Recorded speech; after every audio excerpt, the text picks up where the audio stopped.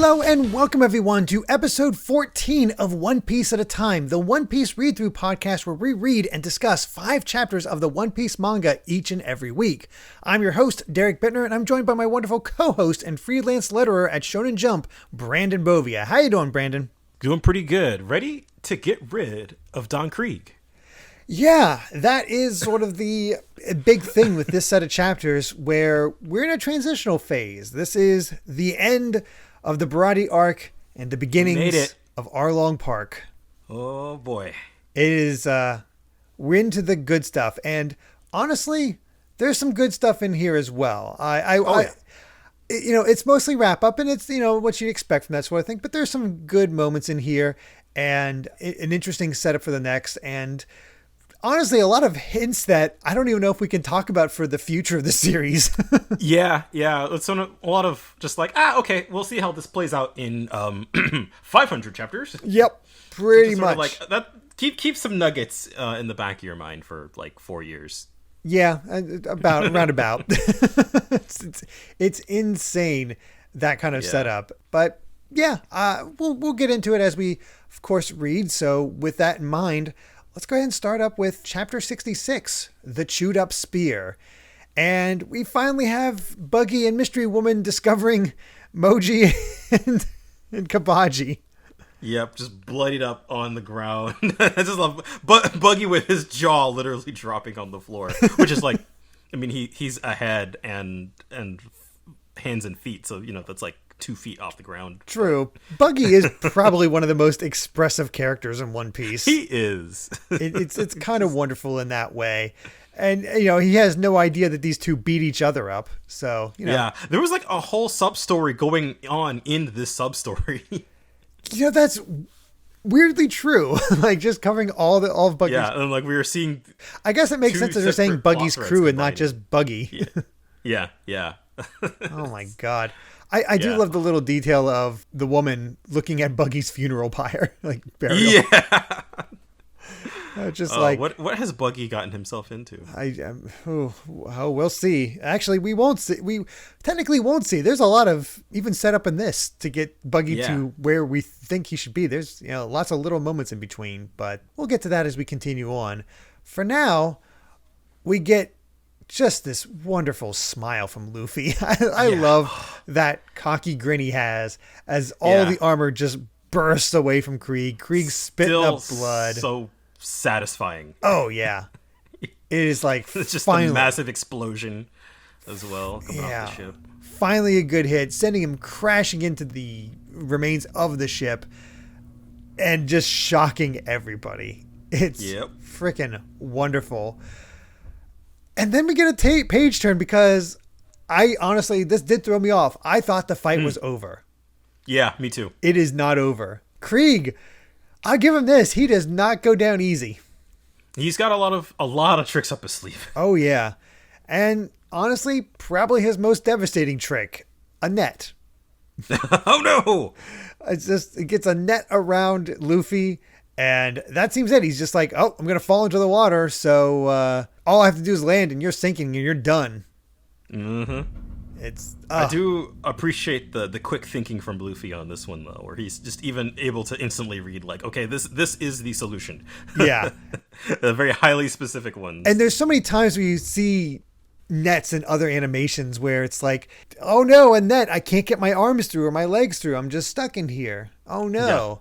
Yeah. It's like the first thing Luffy does is just like, boink. Yep. Just gets his legs out and does this odd corkscrew towards his head, towards Krieg's head.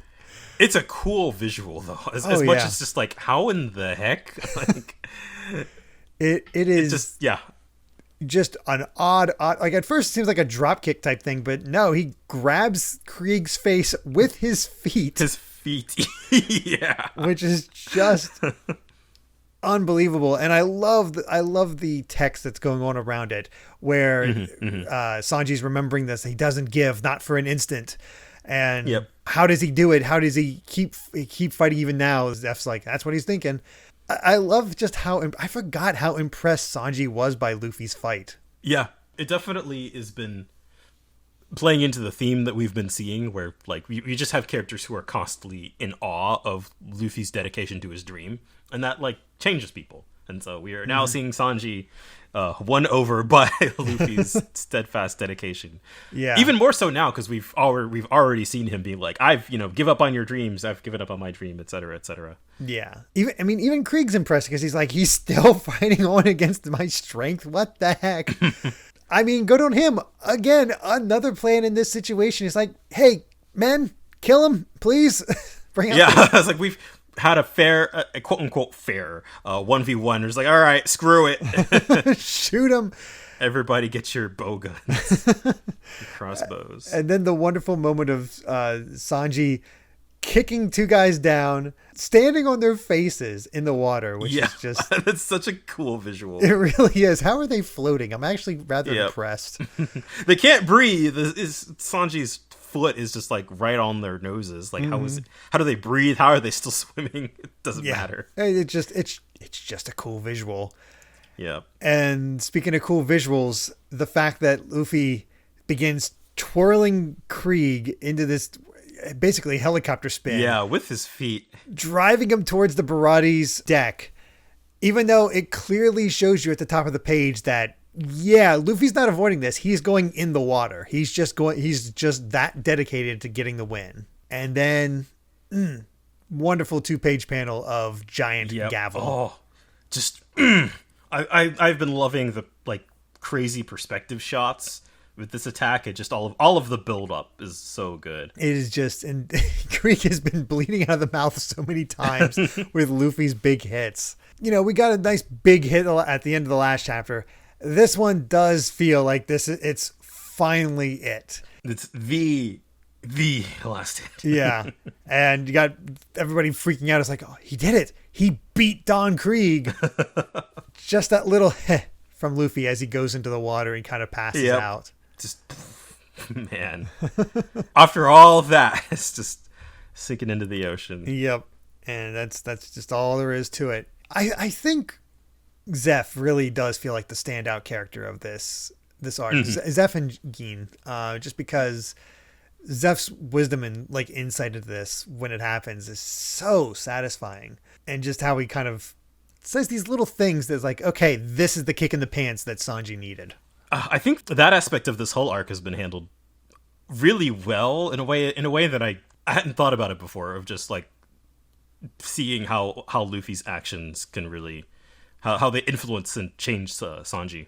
It's kind of the whole point of this arc is like, yeah, pretty much. Yeah, because this is the first time that Luffy had to really convince somebody. He saved Zoro. Zoro's just sort of down with it. It's like, well, if this is what it takes to be saved, sure, whatever, I'll do it. This was a long build up. Oh yeah. Usopp wanted to, it was like, hey, I'll do it on my own, but you want me to come along? Awesome, definitely. I will absolutely come along. And now he's like, out of convenience. Basically. Yeah. And that's when Zeph is like, oh yeah, by the way, better go get him. He can't float. I love how he didn't know that this whole time. I guess I just sort of assumed that Sanji knew. Yeah. I love that there's just this little bit of information like, hey, wait, by the way. It just goes to show how rare the devil fruit are in East Blue. Yeah. I love the way they put it. The sea hates those with the power of the devil fruit. I don't know. There's something weirdly poetic about that. I don't. Yeah. I think there's there's one wording. I don't know if it's recurring or not, or when it even shows up, but there's like one that sticks out in my mind where they say that like those who have devil fruits are like rejected by the sea. I can see that. It's a good way to put it. And then we finally cut to Gin's reaction where he's like, I never thought he could lose. He was the master. Almost kind of in denial where he's like, he's the only man I ever admired and I thought he was the strongest. Man's had his whole world shaken. And that's when he the other two are screaming at him like, don't get up, and Gin's just walking off. They don't build up too much, of course. I love they don't try to hold the tension or anything like that. It's like, of course, Sanji Sanji saves him. Yeah. Boom, done. Although I do love the little smack. I was like, hey, don't die. Yeah. Just those little memories of what both Zoro and Luffy accomplished with this little crew. And then Krieg is still not down. He's just the font is all eroded. He's just on his last breath. Yeah.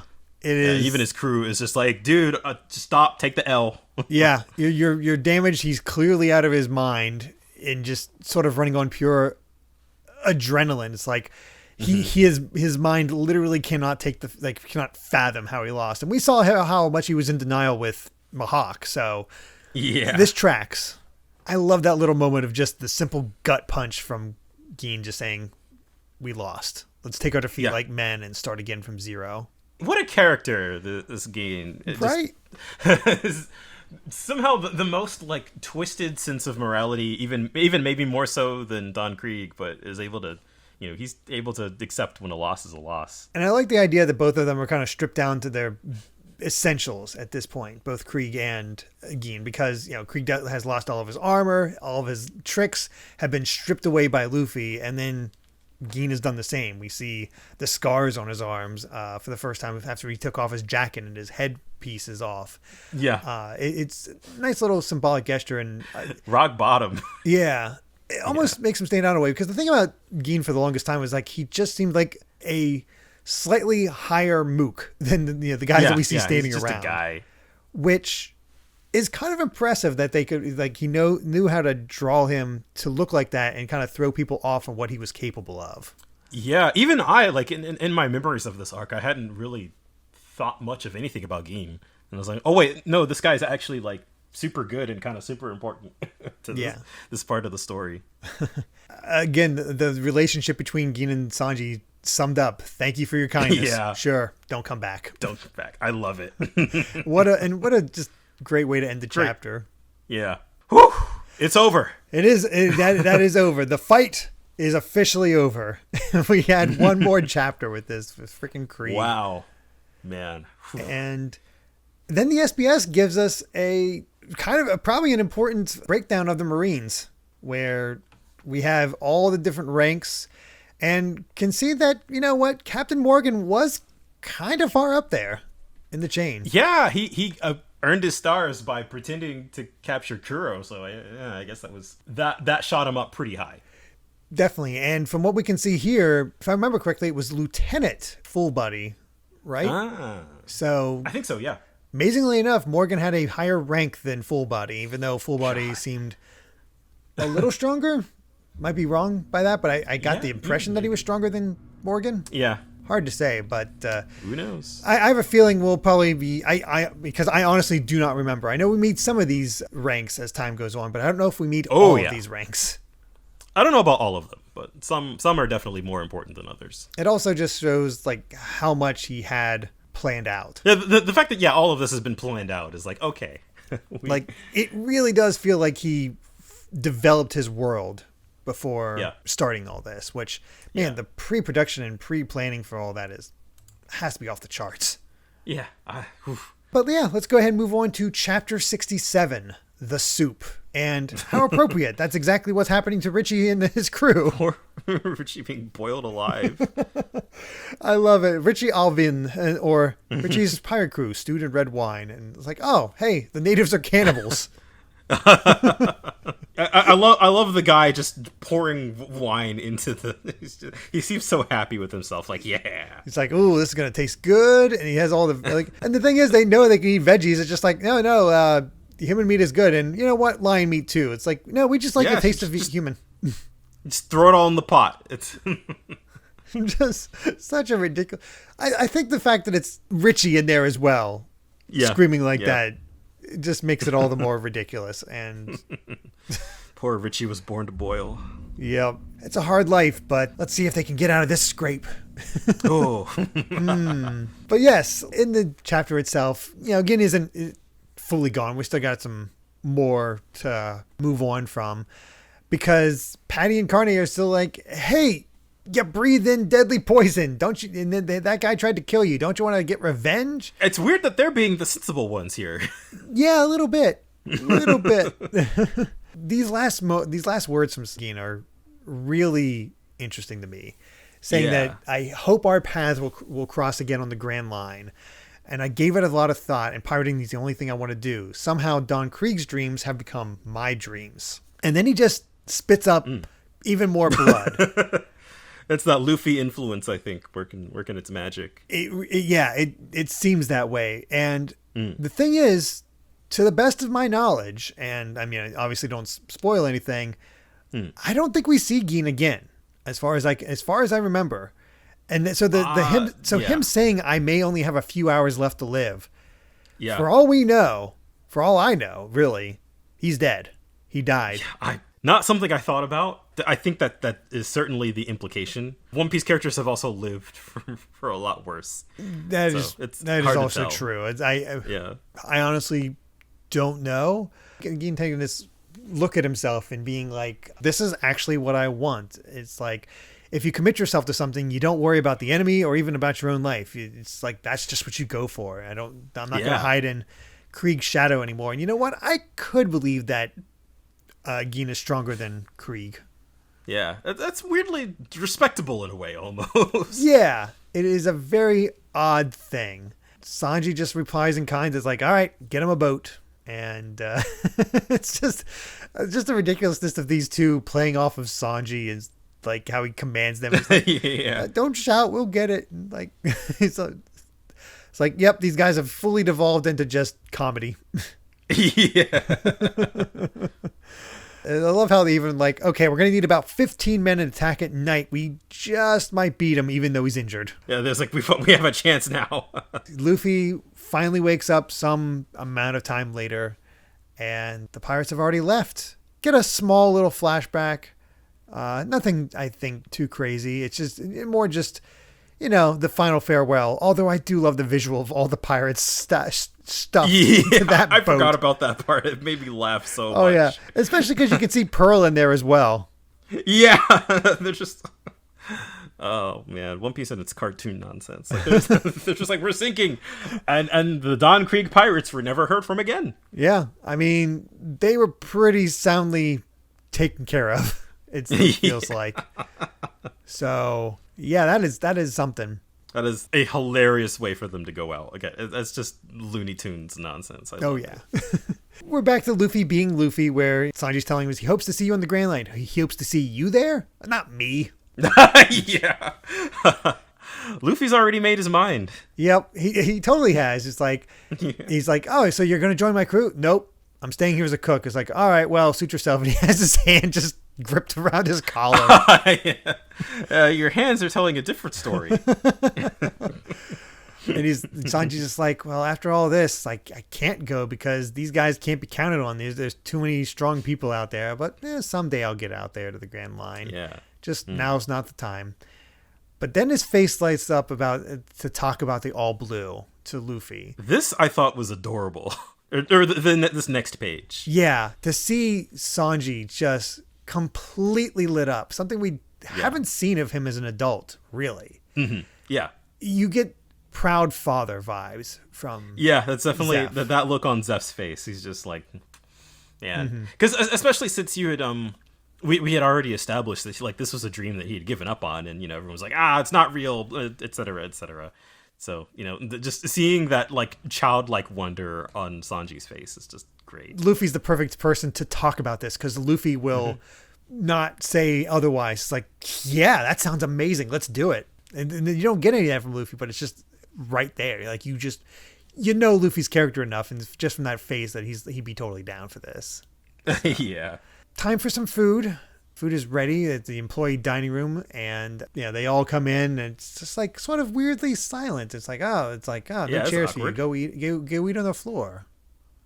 No chairs. This is a restaurant. And then we got Patty. It's like, hey, who made the soup? And Sanji says, again, it's adorable. Oh, I did. It's really good. And then he's like, it tastes like crap. Sanji's not happy. No, he is not happy because one, it's wasting food, and also insulting his cooking. Do things you don't do. No, definitely not. It's like everybody is just reacting. My heart breaks from him in a way because everybody else is just going, oh, it's garbage. I can't stand it. They're just spilling it all over the floor. Yeah, just making a complete mess and just making a big show of this. Meanwhile, Luffy is just doing a sort of intense stare while chomping away. He's like, "What the hell's going on here?" Yeah, he's like, I don't know what's going on here, but I'm getting the food in while I can because I'm starving. Sanji's like, "What is wrong with you people?" And even Zeph comes out, and it's like, "Who made this crap awful muck?" Which putting crap in front of everything is interesting. Yeah. Then we get the big moment. Sanji's hanging on to Zeph and being like, "How is your soup different from this? Huh? What's going on?" And Zeph decks him with his hand. Actually uses his hand. Yeah, with to his punch. hand. Which I missed that detail at first until they pointed it out on the next page. I was like, "Oh, it's huge." And I like this almost challenge. It's like, how can you be as good as me when I've cooked on all the oceans of the world? And it's that little subtle thing where it's like, hey, I've cooked everywhere. You've only cooked here, so you can't. You might think you match up to me. You don't match up to me. Sanji storms out, and Luffy's just like, hey, the soup is really good. And everybody else is like, yeah, we know. It's, Sanji's... we're in on the bit. Yep. Sanji's a really great chef, but, I was scared. Yeah, that was... they couldn't keep the bit up for very long. No. And Sanji just is outside the door and can hear everything. And Zeph just asks Luffy to take Sanji along because the Grand Line is his dream. And can hear everybody fighting over to have more of this soup, and it's just like a weirdly heartwarming way to end the chapter. they're all jerks, but I mean, that visual of just Sanji leaning on the door, just that got me. Yeah, it's just like that last little push, and we're gonna see it. Mm-hmm. You know what's kind of cool? It's technically an SBS, technically not, but good on Oda for making a school schedule. A class schedule for everybody. And that looks like there was a lot of effort put into that, Yeah, there's a lot of effort for something that's just like a cute little bonus. I can see a few kids doing that. Yeah. I mean, they could license that if they really wanted to, but no, here you go. I throw a little extra thing for you. But yeah, let's go ahead and move over to chapter 68, The Fourth Person. They're still getting cooked, Richie and his crew. Yeah, this cover story.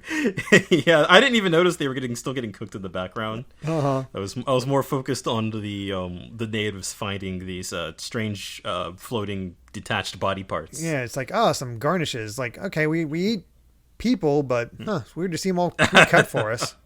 Yeah.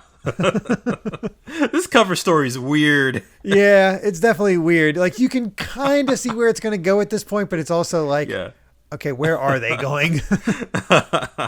The ridiculousness continues. And after all that, Luffy's just repeating, take Sanji with me? Nope. Yeah, the interesting little, as he says on the next page, like, he wants to have Sanji for a cook, but he has to decide for himself, which is the complete opposite of how Luffy's been acting this entire arc. Yeah, I think it comes down to his decision because nobody's ever said, hey, take him with you, and for any of the past crewmates.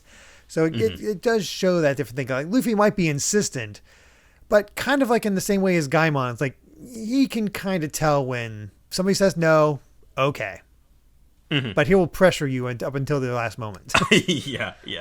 It's interesting stuff. And I love how he's just like, hey, seconds while this is all going on.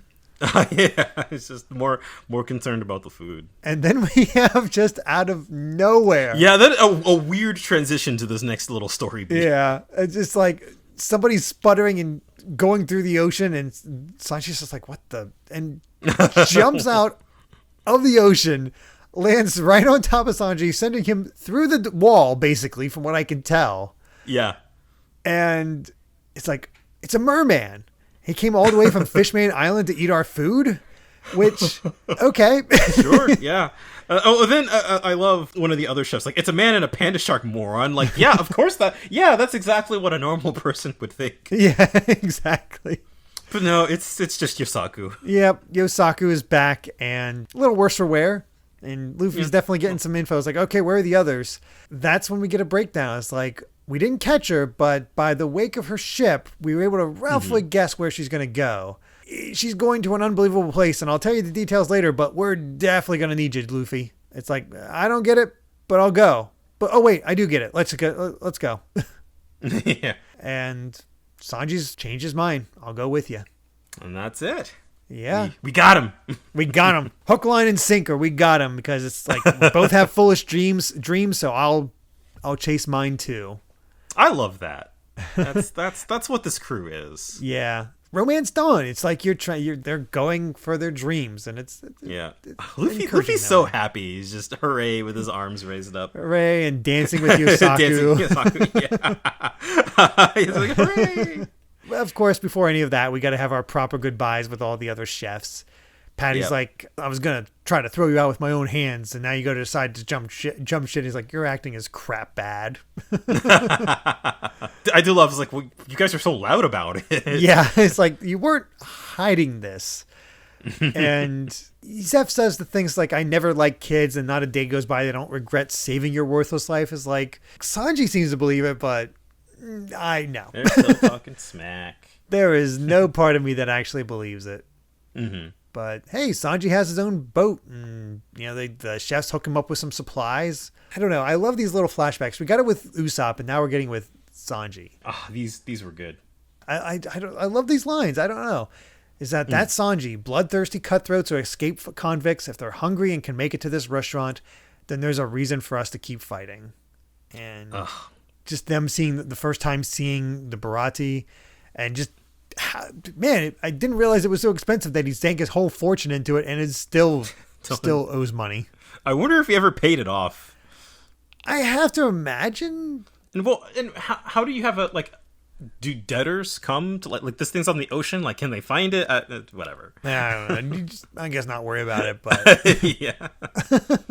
I also wondering how, like, what was it that got Sanji into smoking? Because Zeph didn't encourage it. It's like, it'll ruin your taste. Yeah. But Sanji wants to be a man with a cigarette. So, okay.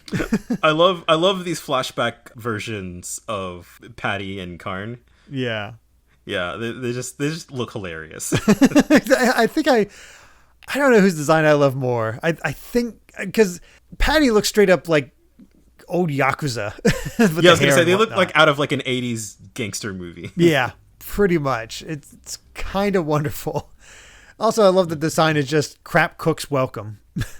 It's like, I don't know if that's how you want to say that, but okay. And then just them sort of dealing with the restaurant. It's like, you can't serve this slop to customers, and then like beating up on Sanji, but then Sanji beating up on people that say that, that Zeph is a failed pirate. Other pirates trying to harass them and just send them off. Like there's some fun stuff here. There's obviously some good memories. Oh man.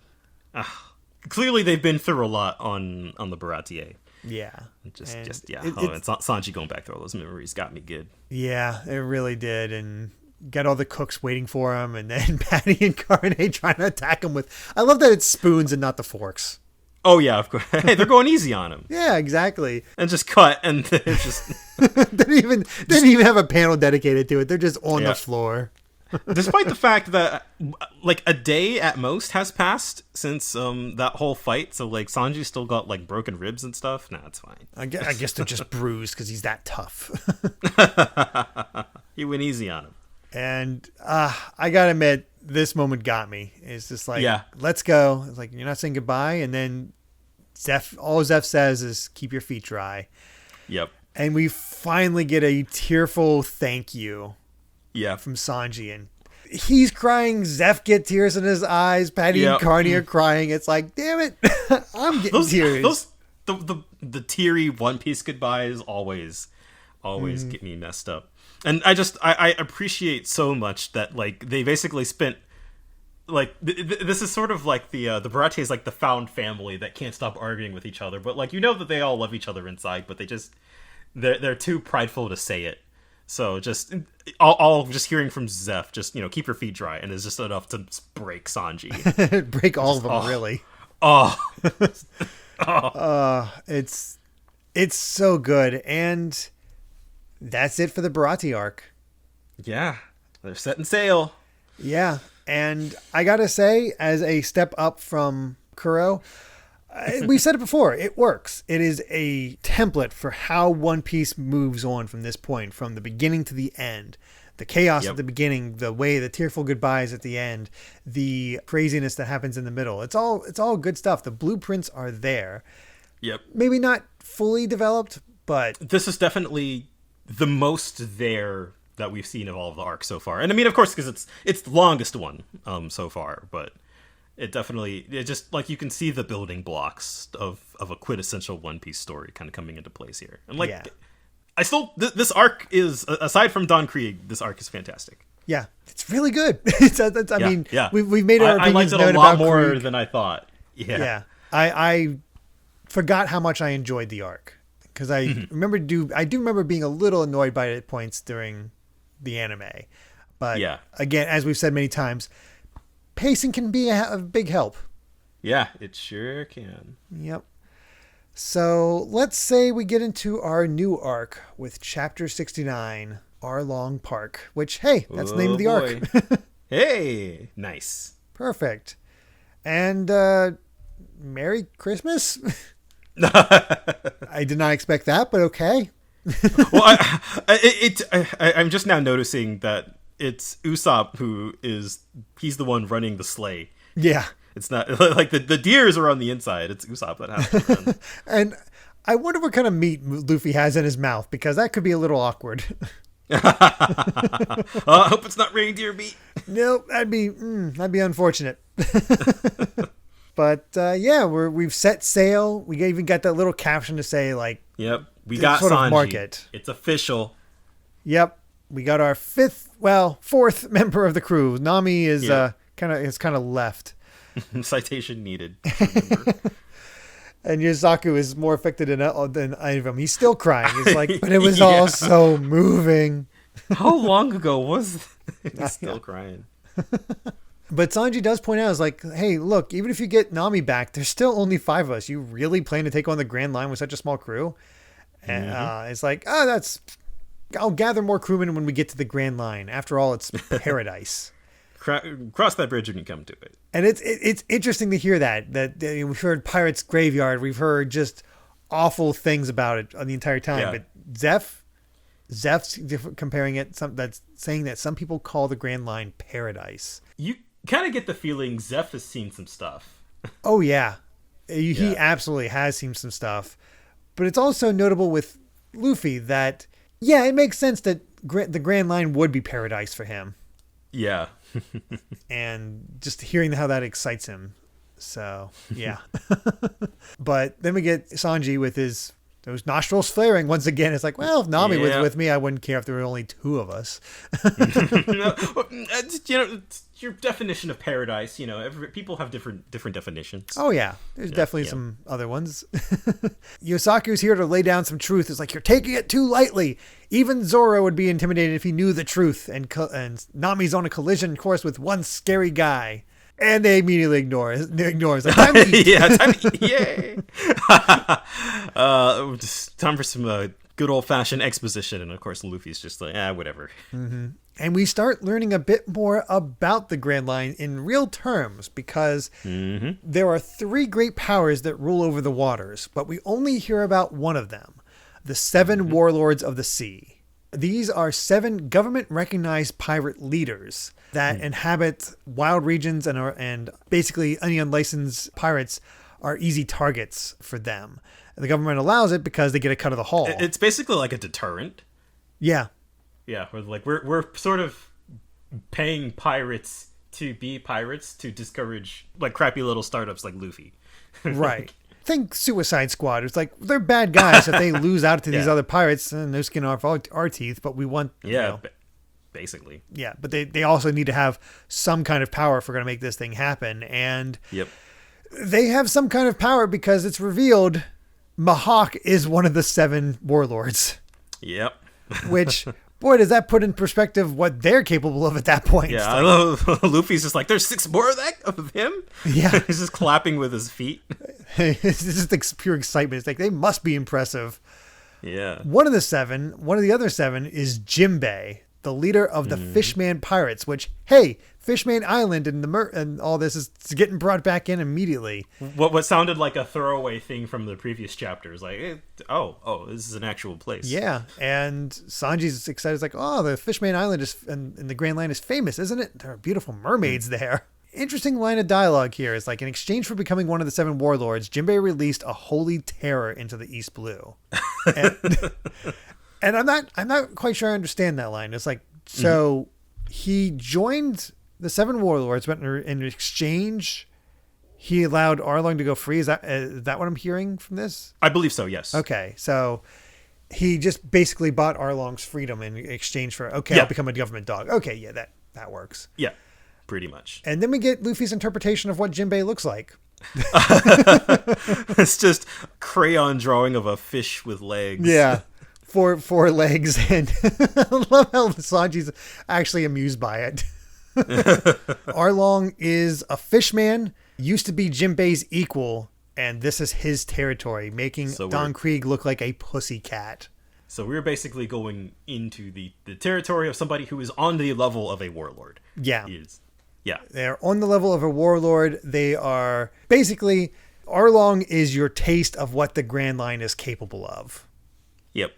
Like to another degree. Like we got kind of the highest of the highs with Mihawk. Yeah, we sort of see where the tippy top of that power scale is right now with Mihawk. And hey, good on Johnny and Yosaku for being somewhat intelligent. It's like, okay, they actually know how this stuff works. Yeah, it's like, here's how this world works. And also it's like, well, you guys turned back halfway, right? Like, how do you know she's heading that way? Well, because of the direction she's heading and the fact that the bounty poster she was looking at was Arlong's. Yeah. That's some like mild detective work going on there. They were able to sort of, I'm kind of surprised that Johnny and Yosaku had like 2 brain cells to rub together to figure out where she was going. Yeah, it's impressive, especially Yosaku, who's definitely seemed to be the dumber of the two. Yeah. Meanwhile, Luffy's just trying to draw the fishman again. It's like, oh, here it is. And it's just like, and Sanji's not as impressed. It's like, oh, it's just a standing version of your fish. I love. He's committed to this drawing. Yeah, he is, and Sanji's definitely committed to the idea of a mermaid. And I love how Luffy just draws hair on it and labels it Nami. Nami. Sanji's, I'll murder you. I'll murder you. And Yosaku, of course, is freaking out. It's like, haven't you heard a word I've said? It's like, yeah, there's fishmen, right? Got it. Like, it's like the strength is unimaginable. It's like, we'll find out when we get there. Just don't worry. Like, I love how both of them are completely nonplussed by this. It's not just Luffy. It can be hard to make exposition interesting, but Oda seems to, and it's very consistent with Luffy's characterization, who's just kind of not gonna care. Yeah, it works because as readers, we care about this. This is interesting stuff. Yes. Yeah. But you also have the humor to split it up because Luffy and Sanji aren't as... Yeah, it's like, whatever. Yeah. Arlong's a bad dude, and the rest of it, I just don't worry about it for a while. Sure. Got it. Whatever. No big deal. Yeah, Arlong's bad news. That's all we need to know. Sanji hooks up a meal, and we get Luffy's favorite, which is meat on a bone. meat on a bone, yep. And stir-fried bean sprouts for Yosaku. Is like, hey, it's healthy. I think I'd rather have Luffy's. He definitely has the hots for Nami. He's like, man, I'd rather be cooking for her than you. Yeah. Hope that doesn't get old. Yeah, no, seriously. Then it's time to finally meet Arlong as he actually talks with a captain of a Navy base, Nezumi. Yep. I gotta point out that his pirate flag is super cool. Oh yeah, that's a great design. Yeah, just like the shark with the swirls around it. That's great. Very different from what we've seen before. And also, I think, if I'm not incorrect, at least this is the first time I've noticed it, I think this is the first time we're getting our unique villain laughs. Another trend of One Piece. Oh yeah. Where if you look, every villain has a very different way of laughing. And in case of Nezumi, it's hick, hick, hick. Yep. Which, based on his design, makes sense. It's based on a mouse. It becomes a whole thing. I don't remember when it becomes like super obvious, but yeah, it's one of those things that's like, oh, okay. I kind of love the fact that we had this long build up for Krieg But with Arlong, bam, there right he is. from the start. Yeah. Here is your big bad that you need to worry about. And what a design, Arlong.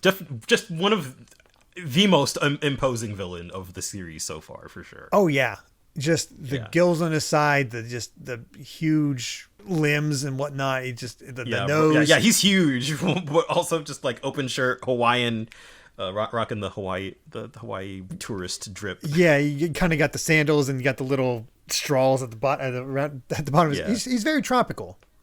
Yeah, he's chilling. Yeah, and you can see how tall he is compared to Nezumi in the one panel when you get the wide shot. See how high his knees come up. Yeah, oh my god. And I don't know why, but the top left panel where he's just saying money is good, for whatever reason I get strong Joker design vibes, like is it the Batman chin? Joker. Yeah, I think it's definitely the chin. The chin shape at that angle. Yeah, I think that does do the trick. It's interesting there because he's weird that a fishman is all about money. Yeah, it's all about money. You know, he says he doesn't care much for human males, so and that'll sort of become a thing as we go on into it. But it's such an interesting introduction to this character. Yeah, it's like, especially because you get to see more of how the Marines can be kind of. A lot of the Marines we've met so far are kind of corrupt, honestly. Yeah, backdoor shady deals is what's going on here. I think we've seen one good Marine, and that's the guy who recruited Kobe. Yeah, pretty much. So they have a very poor track record in the East Blue, at least. Not great. Arlong does want to kind of hang out with Nezumi, but he's like, it'd be bad for me to be seen hanging out here overnight. So, gotta excuse myself. And that's when we get to see Arlong's first mate, which I completely forgot that Hachi here was the first mate. Here we are, just like introduced. Next page, bam! This is a giant octopus, a humanoid octopus, and he just says, "Get in the octopus pot." Wait, what? Yeah, which I guess is their way of like hiding. I guess so, or just it must be some cultural thing. I think. I have no idea. But just the way all of his limbs are going all over, like got some crossed, you got him pointing towards the thing, you got one extra limb just scratching his leg. It's very, very odd. You kind of get a sense of how like Hachi here just kind of speaks his mind. It's like, you got an interesting face, Mouse Umi. Your name sure fits you. It really tickles me. He just laughs in his face. Yeah, it's such a contrast to like. You sort of get right off the bat that Arlong is basically he's like a mob boss, even more so than Don Krieg. Yeah, like this is a guy actually dealing with like the government and you know making backdoor deals, money changing hands, that sort of thing. But then you have Hachi here who's just like, hey guys. Like, okay. Yep. It's like, hey, what's up? What's going on? And like apparently he does not listen to anything. Is like, there's fishmen or creepy lies. Like, you think you'd hear that, but nope. So got some interesting relations here. Yeah, already there's a lot being established in a very short amount of time. Oh yeah, but the big establishment here, the big reveal of exactly what's going on. We have a young boy trying to attack Arlong because he murdered his father, and there's Nami in a new outfit, just smacking the kid with her pole. Yeah, she's hitting kids. What happened to Nami? Yeah, she just whaps him along the side and just saying, Arlong doesn't have time to bother with you, now go home, and actually gives him money, which... That's pity money. Yeah. That feels significant because, Yeah, we know Nami likes money. Yeah. That is. She walks into Arlong Park and that's it. That's yeah. She's like, how was your harvest? It's like, excellent, but I feel strange emptiness in my heart. And I also love the mermaid statue there. I didn't really notice that. It's like memories of home. I caught on to, Nami says the mansion's unguarded as usual. And like, it took me a second to realize Nami here says that the mansion's unguarded as usual. But like, I was like, oh, like, actually, yeah, like Arlong Park is huge. It's like a gangster mansion. Yeah, it's, if you really look at it, it's basically like Arlong is just hanging out on his front porch. You got the water's going, you got the mermaid statue, and it's the supreme confidence. It's like, who'd attack me? Yeah. And man, that reveal of the fact that Nami is part of the crew. I remember Yep. being absolutely shocked. Yeah, that's a twist. And I mean, you see it there. Like, she has the tattoo and everything. Yeah. She has a tattoo on her, and up to this point, her arm's been covered. Like, You've like, never something. seen that bit of her. Yeah, that's big brain. The one time, like I paid attention to this reading through this, the only time we see her without that arm covered was during one of the intro, the chapter like artworks. But she has a tattoo of Luffy's pirate symbol. To kind of, or just a generic like skull and crossbones. The misdirection. Yeah. Misdirection, but also the clue that she has a tattoo. Yeah. Wow. Oh man. But that's when we're given the wide shot of Arlong Park, and just I love all the shark heads, and Yeah. it's a fun design. Yeah. And just I love the top even is just, it's like a shark, shark's mouth. Mm-hmm. We get the big reveal that Nami is actually part of Arlong's crew. Yep. And Nami, Zoro, and Johnny Or Usopp going in with no idea, like they've arrived. Yeah. Oh boy. Oh boy, indeed. But we got one more chapter to go through.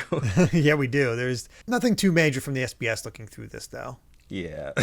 just jokes. Just jokes. So let's go ahead and jump over to chapter 70, The Great Adventure of Usopp the Man.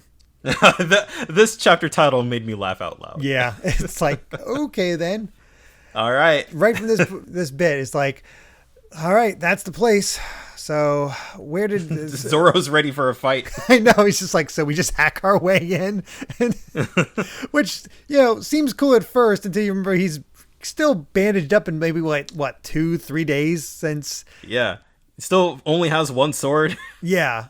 It's like, we don't know anything about this place. Stop that. Also, I gotta say, kind of love the title art for this one with them all, which, I know nothing from the current stuff. I just know it seems to be heavily Japanese influence. So it's like, man. Oh, yeah. Yeah. I mean, this kind of, I guess, fits in for what eventually happens later. Maybe foreshadowing, maybe not. Not to get in that whole thing, but it is something that is brought up a lot from very early on. Yeah. To be like, okay, this is a place we're going to go to. So yeah, so that's kind of fun. I know nothing otherwise, but I just thought that was kind of neat. Yeah, Johnny and Usopp were kind of smart about this. It's like, yeah, we're not going there. They tied up. They tied up Zoro. Zoro tied up again. It just kind of seems how it goes. And if those two were able to tie him up, then he is definitely not at full strength.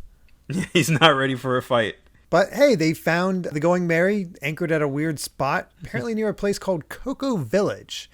Yep. You can see how Zoro's still in pain because just the little taps from Usopp is. Yeah, he's just. Yep, it's like, oh, that's a little rough. I love how Usopp's all bravado while Johnny's like, wow, you got brave when you found out it's not at Arlong Park. Yeah, now he's like, he's talking all about being an intrepid adventurer. Yep, it's like this is the great adventure of Usopp the Man. This is a good first step, and he's all confident. And he immediately sees fishmen, and they just full speed ahead. Aye. Yeah. Although we do have to, I'm impressed. I'm impressed with them that they decided not to get rid of it, because that would be so easy to get rid of the Manju symbol here. Mm-hmm. Oh yeah, Manji. yeah. There's a whole translation note for it. Basically, not a swastika. It's actually not even the last time it shows up in One Piece, though. The character who has it does. It gets basically changed into a different symbol even in the Japanese version, so it gets kind of retconned. I think they probably realized this is a pain for other people. Let's just yeah. But it is sort of like a Buddhist symbol thing. Yeah, it is. If you're familiar with anime, it's definitely shown up in a few of them. The notes right there. And again, I'm genuinely surprised because with the way that's laid out, they could easily just white over that. Yeah, it would be cool. That'd be the simplest thing to edit, but they left it in. Good on them. Yeah. Mm-hmm. But that is a pretty great joke where it's like, all right, this is my great adventure. Like, let's dock. And then just casually seeing fishmen walking around. Usopp's just, It's like, nope, full speed. Let's get out of here. Johnny's just realizing, like, it's all Arlong. It's not just Arlong Park. It's this entire island seems to be his territory. Usopp is like, well, we'll just say we weren't able to bring her back. All right, time giving up already. Yep, time to give up on Nami. We're just the way it goes. And unfortunately for them, the fishmen start coming. They like, hey, I don't recognize that ship. And I love how Johnny, always calling him brother, immediately jumps out. I was like, well, bye, Zoro. Yeah, they just left him to die. Yep. Or just supremely confident in his abilities. Actually, no, they left him to die because, like, I'll tell Luffy you died bravely. So, yeah, they fully expect him to die at this point, I think. Wow. Or not. I do know. This is a part of a sort of a typical One Piece story arc that I do appreciate, where you sort of like, everybody's kind of split up and you're sort of learning about the area through different perspectives, as we're going to see in a little bit. But yes, I definitely don't know how I feel about them. Just like, all right, bye, Zoro. Just like, it plays for a good joke, but if you look at it seriously, it's like, it's just like, hey, that's not cool. I mean, I guess it's a kind of equivalent to Nami stranding Zoro during the Kuro fight. Yeah, that's true. I do love Zoro's just like, I'm going to kill him. I'm going to kill him. And you're right. It's a different flavor to the last arc, where it was just pure chaos, constant chaos. And it actually threw me for a loop a bit that it wasn't as near constant chaos. It's more just like, here's a setting, here's what's going on, and we're just slowly splitting up everyone. The only crewmates who are actually together at this point are Luffy and Sanji, who aren't even on the island. They're not even there yet. So, yeah, that's... It's a different take, but it's also a very common take, as we'll see going forward about this whole thing. I love the build up to this reveal on the next page, though. Oh, yeah. The reveal of just how strong fishmen can be, where they flipped all the houses upside down, apparently having 10 times the strength of humans. Yeah. And just the example of the power that you find on the Grand Line, which is, we've seen devastation from Buggy blowing up buildings and whatnot. Yeah. This is something different. This the buildings are technically still intact. They're just upside down. That's just incredible strength. Oh yeah, it's a threat in a different way. Plus, just that deep rut in the middle of town, like leading you like, what is going on there? That's a striking shot. Yeah, it is clever. Like again, One Piece pulling off the whole silly but threatening. Yeah. And speaking of yeah, exactly. The outline of the fish man definitely looks a little threatening, and then you see him, it's like, yeah, it's a little goofy, but it's still enough. But Usopp's still freaking out. Oh yeah, he is. And especially because Johnny took off even before Usopp knew what was going on. Yeah. And just hiding behind Then we kind of see the advantage of Usopp, where he is fast. Yeah, so fast that he I kind of don't know how to parse what's going on here, but he runs into the kid from earlier. I don't know if he's just like no, I think the kid like tripped him. Yes. So basically Johnny ducked off to the side with his plan to wait for Yosaku and Luffy. Usopp is taking off further down the rut, and then the kid appears in front of him and trips Usopp because he thinks that nose of his makes him a fish man. Yeah, I busted out laughing at that. There are a whole lot of other moments where Usopp gets mistaken for other characters based on his nose, but this one here in Arlong, I completely forgot about. Yep, and we get it's like, look carefully. He looks like Arlong, but he's human, kind of. Yeah, we're introduced to this other girl next to the kid named Nojiko. Yep, and we got the kid is named Chabo, but I don't know if Chabo sticks around that much, but either way. Yeah. But hey, Nojiko has some good karate chop action. His bump is peering through his hat. That is impressive. Yeah. Ouch. You know what? Good on Usopp. He's like, sees this. He's ready to step up with his slingshot.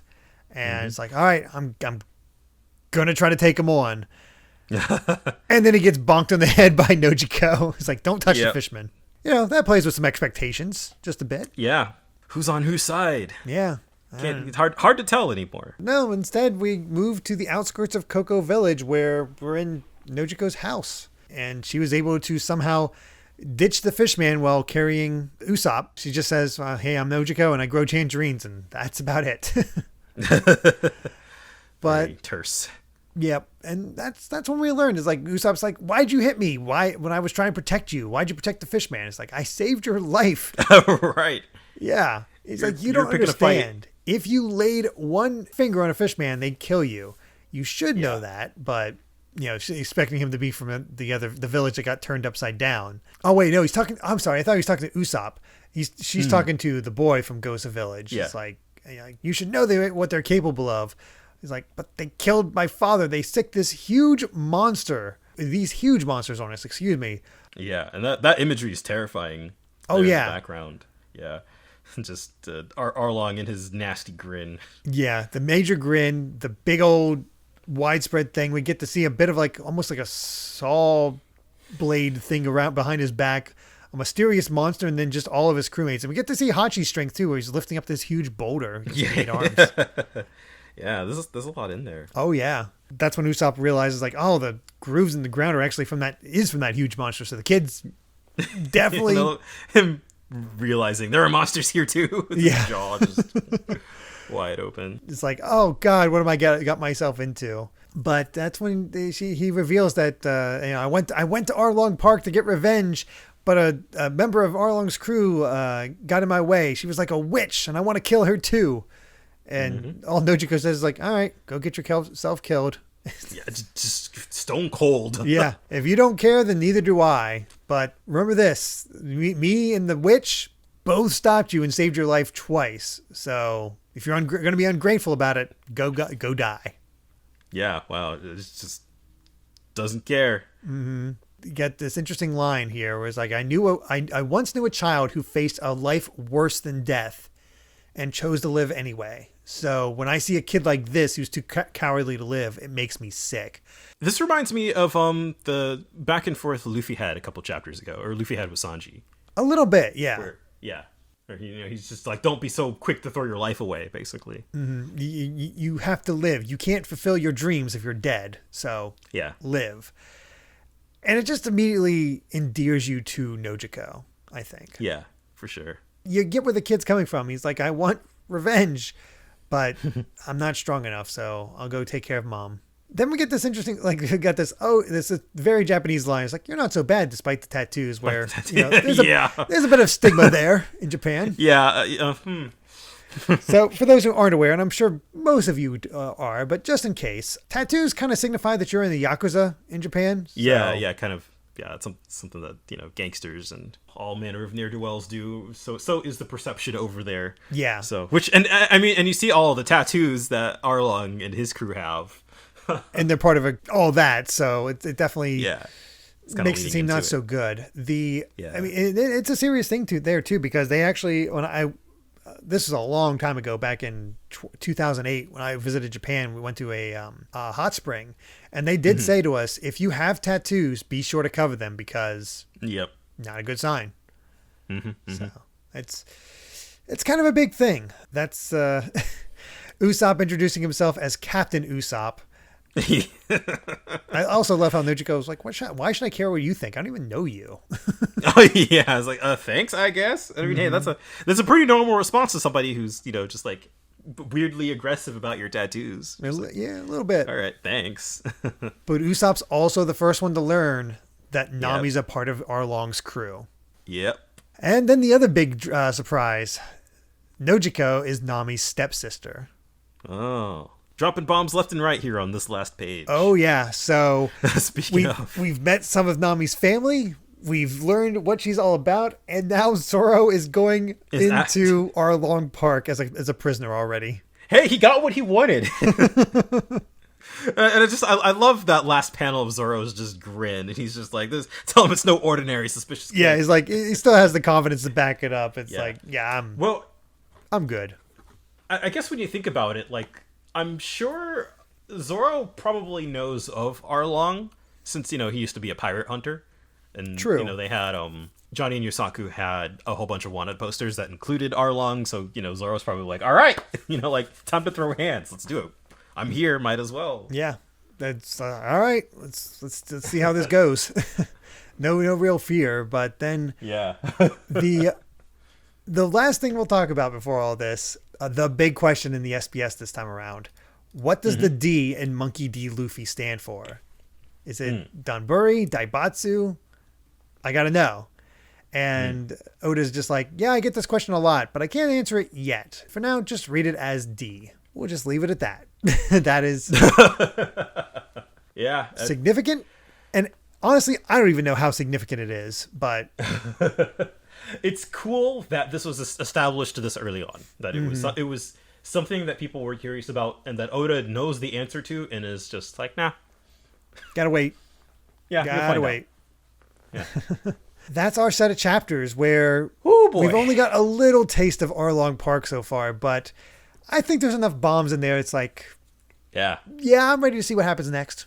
Yeah, this is definitely like you might hear people say that this is sort of like where One Piece quote unquote gets good. Obviously, if you've been listening to this podcast for 14 episodes, you know that we think that it's been good the whole time. Mm-hmm. But this is definitely where I went from liking One Piece to loving One Piece. Yeah. So I'm excited to experience it again. A lot of our conversation has been about how a lot of the setup has been established and where you can sort of take a notice to the character arcs and whatnot. But on its own, the adventures themselves have been fine. There's some definitely cool paneling. You can see why it's popular. It's well drawn, interesting storylines, and they're starting to drop other things here and there. But this arc feels like where it culminates, and I know we're both excited to start talking about a lot of the stuff that happens here. Yeah. Oh yeah. It's going to be a journey for the next few episodes. Oh yeah, it is, because I believe we looked ahead, and this arc is as long as the Don Krieg arc. It's the exact same number of chapters. Exact same length. So we're in for some good stuff. Ready for that. Yep. With that, I believe we've said all we've wanted to say about chapters 66 to 70 of One Piece. Thank you so much for listening, and you can find more of my ramblings and stream VODs over at BitNerd Games on YouTube, or BitNerd with an _ at the end on Twitter. Brandon, where can they find you at? I'm at Brandon Bovia on Twitter, just talking about my job and anime and manga, and games, just whatever I'm into. Yep, always a fun time to take a look into that and seeing a little bit more of the literary world and what goes into all this. I find it enjoyable, so you should too. I'm caught up with the One Piece manga, so I try my best not to talk spoilers, but I'll usually have like a one a week tweet like, that One Piece, how about that? If you're following along, I'm doing my best to not just like, spoilers. Yeah, you kind of gotta keep that in mind now. You can't just put it out there. Yeah.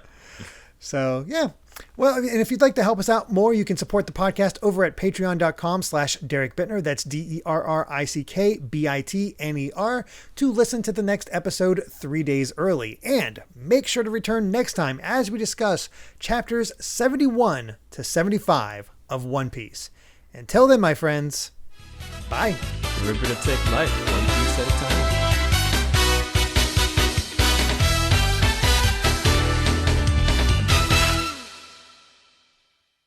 Don Krieg. We lost. Commander! Let's leave now, while we still have a shred of dignity.